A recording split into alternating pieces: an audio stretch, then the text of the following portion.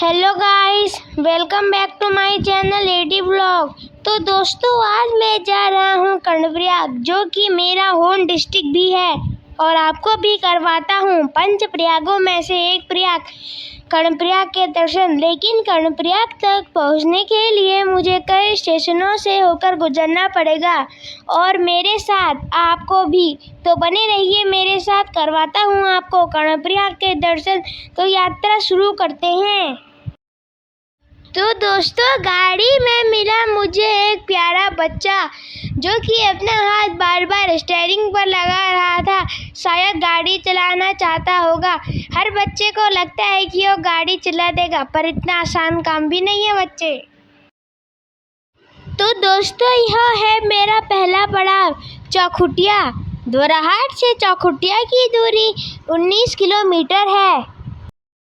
चौखुटिया को गेवाड़ घाटी और गनाई नाम से भी जाना जाता है। चौखुटिया धान और गेहूं के लिए भी प्रसिद्ध है, और यहाँ गेवाड़ कृषि महोत्सव धूमधाम से मनाया जाता है।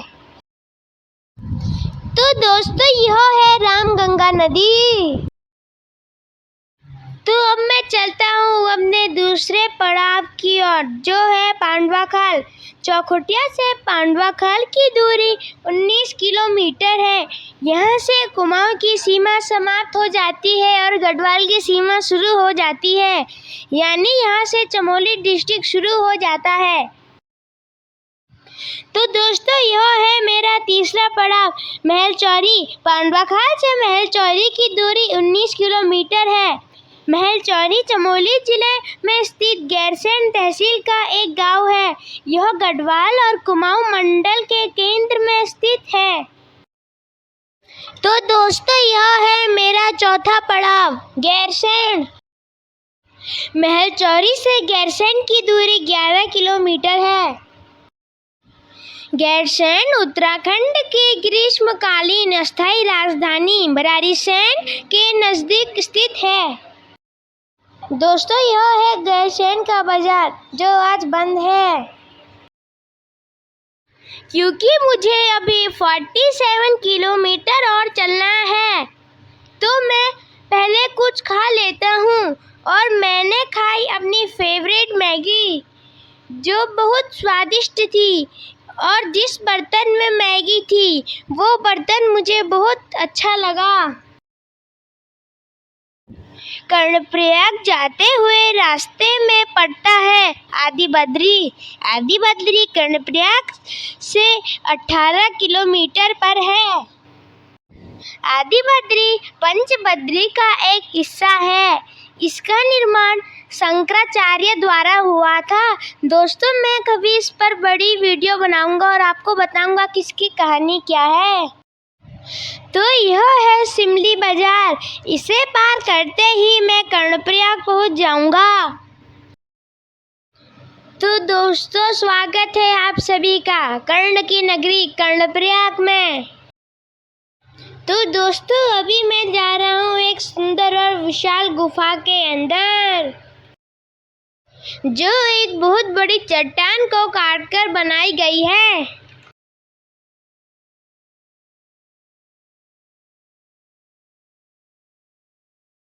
अलकनंदा और पिंडर नदी का संगम स्थान कर्णप्रयाग। मानो दो बहनें एक दूसरे के गले मिल रही हों। तो दोस्तों, यह है कर्णप्रयाग का नाइट व्यू।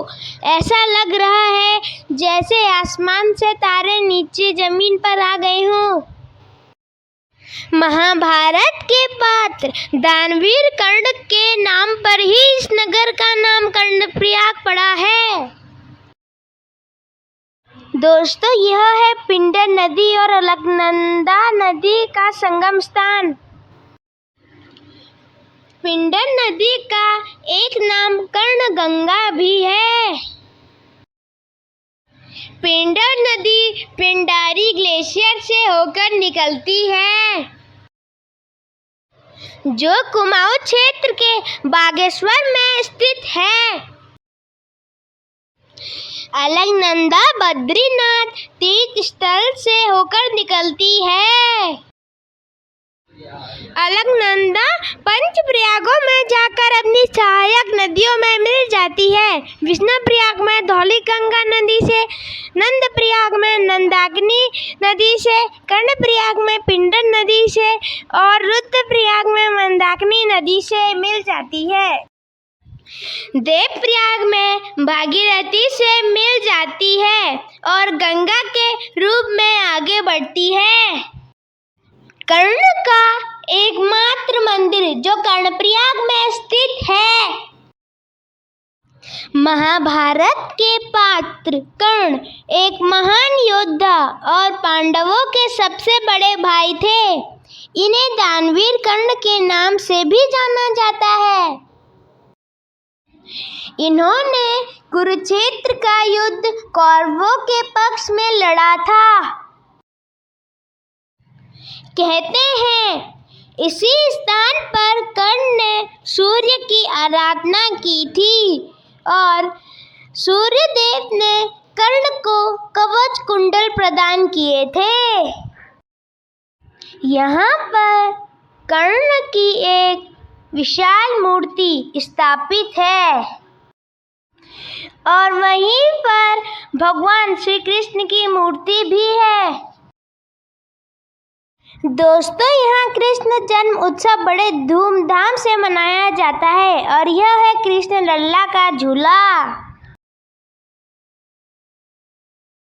यहाँ के बाजार में गांवों से जुड़े लोग अपनी छोटी बड़ी जरूरत के सामान को लेने पहुँचते हैं। यह आसपास के ग्रामीण क्षेत्रों को जोड़ने का एक कस्बा है। मेरे नाना जी ने बताया है कि जब हमारा देश अंग्रेजों के अधीन था तब कर्णप्रयाग को रेल स्टेशन बनाने का एक प्रस्ताव भी रखा गया था, पर हमें शीघ्र आज़ादी मिलने के कारण प्रस्ताव को भुला दिया गया। मुझे एक दिन विश्वास है यहाँ ट्रेन जरूर आएगी। अगर आपको एक छोटे बच्चे द्वारा दी गई जानकारी पसंद आई है तो please like and subscribe my channel. Bye bye.